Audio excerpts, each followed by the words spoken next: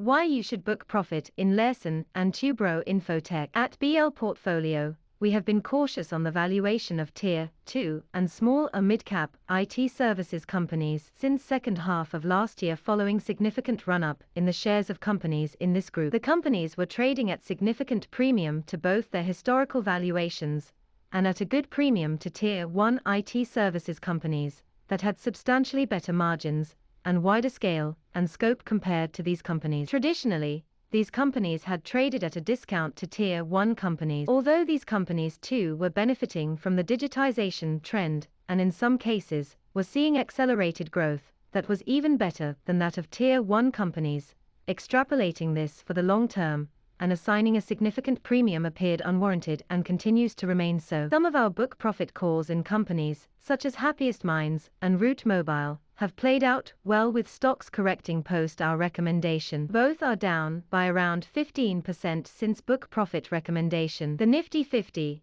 is up around 12% during the same period. Some are yet to play out Mindtree, Coforge and Persistent Systems, which are up 20, 2 and 10%, respectively, versus Nifty 50 being flattish to up by 2% during the corresponding time periods since these calls. We, however, expect these two to play out going forward as multiple compression plays out in 2022, given the macro headwinds from monetary tightening and potential risks to global growth if inflation in developed economies persists longer than expected. With IT services being primarily an export-driven business dependent on developed economies for growth, they are more exposed to this risk, and current valuations leave no scope for business risk. For the same reasons mentioned above, investors can also book profits in the stock of LT Infotech, which is currently trading at a pricey 47 times 1-year forward EPS, which is a 116% premium to its 5-year average and 60% premium to its 2-year average. On an absolute basis also,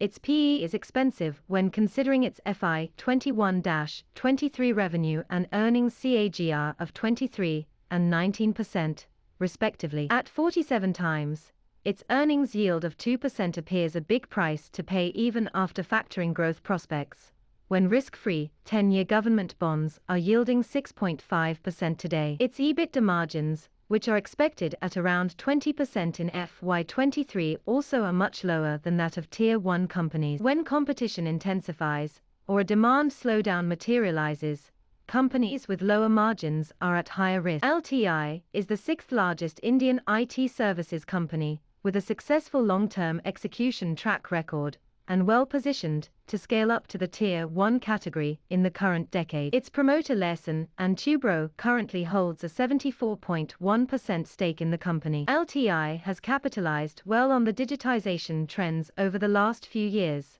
which has got further impetus post the impact of COVID-19. More than 40% of its service offerings are in new age areas of cloud, data and digital, which can help drive company revenue growth at above industry growth rates over next few years. The company has been aggressively investing in the cloud technology space and has partnerships with all leading cloud companies. Heavy reliance on the BFSI vertical versus peers may be a risk to watch out for, though, in case of a slowdown in global economy. The segment accounts for around 45% of revenue. Balance revenue is mainly split between manufacturing, energy and utilities, CPG retail pharma, and high-tech media entertainment. In terms of geographic exposure, North America accounts for around 67% of revenues and Europe 16%. The company recently achieved a milestone in Q2 FY22 when it crossed the $2 billion annual revenue run rate. In FY21,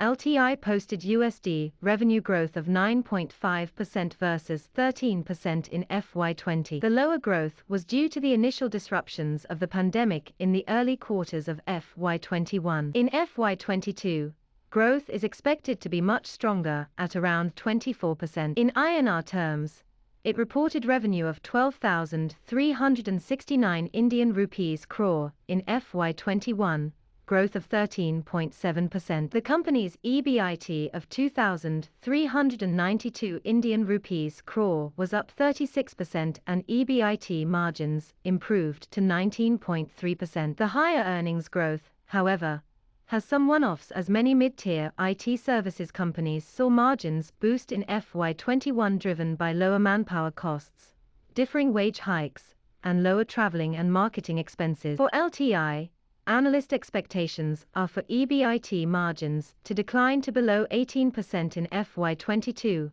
and stay at around 18% in FY23, as some of the curtailed costs bounce back. This, however, is still an improvement over its FY20 EBIT margins of 16.1%. For FY21-23, LTI is expected to post revenue, EBIT and net profit CAGR of around 23, 19 and 19%, respectively. Thus, while the company's business fundamentals and financials are robust, these appear to be more than adequately factored at current levels. Risk of multiple compression is high as interest rates track upwards in 2022. Even if growth pans out exactly as expected, multiple compression can offset its benefits, resulting in underwhelming returns from current price levels. Risks to growth from any of the macroeconomic headwinds materializing also needs bearing. Hence, investors can book profits now and consider re-entering post-correction.